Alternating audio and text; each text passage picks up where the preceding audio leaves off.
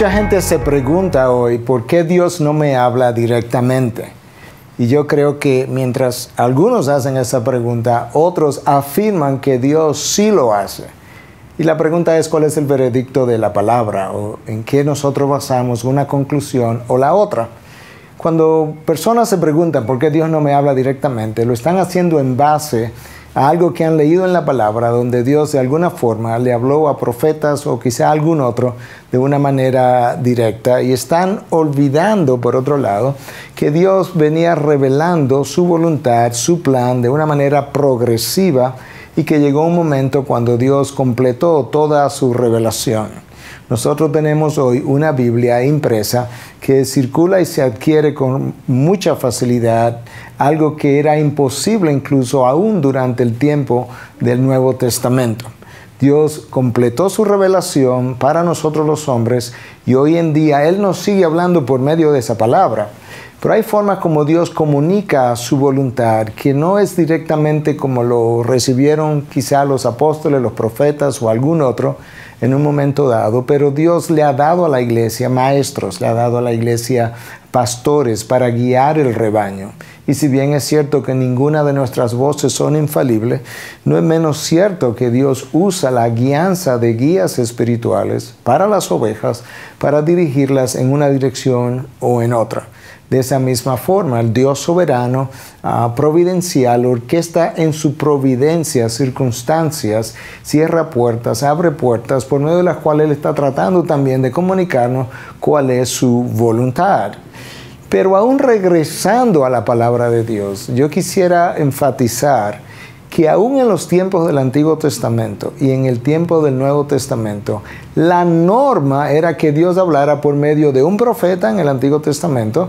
El profeta era la persona que le hablaba al pueblo de parte de Dios, el sacerdote le hablaba a Dios de parte del pueblo. De manera que aún en el Antiguo Testamento, la norma no era que Dios viviera hablándole a cada creyente de manera individual, de forma audible, como mucha gente lo está esperando hoy. Y lo mismo pudiéramos decir en el Nuevo Testamento.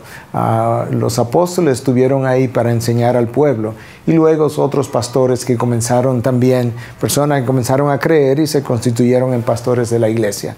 La norma siempre ha sido que Dios ha hablado por medio de sus líderes, en el caso del Antiguo y Nuevo Testamento, o en el caso del registro que tenemos, y luego en ocasiones puntuales Dios lo hizo de manera directa, como nosotros sabemos. Hoy en día, Dios ha puesto el Espíritu Santo que mora en nosotros. Él ilumina la palabra. Al iluminar la palabra, pues nosotros podemos, por medio de su acción, entender no solamente la revelación general de Dios para todos nosotros, sino que también Dios puede darnos dirección personal por medio de esa palabra ya revelada. Y una vez más quisiera enfatizar que Dios también usa incluso otros creyentes más maduros, mejores entendidos en la fe, para ayudarnos a entender quizá en una situación dada cuál debiera ser el curso de acción. Dios nunca ha dejado a su pueblo o al creyente de manera individual sin guiarlos. La pregunta es cómo nos guía hoy y cómo guió en el pasado.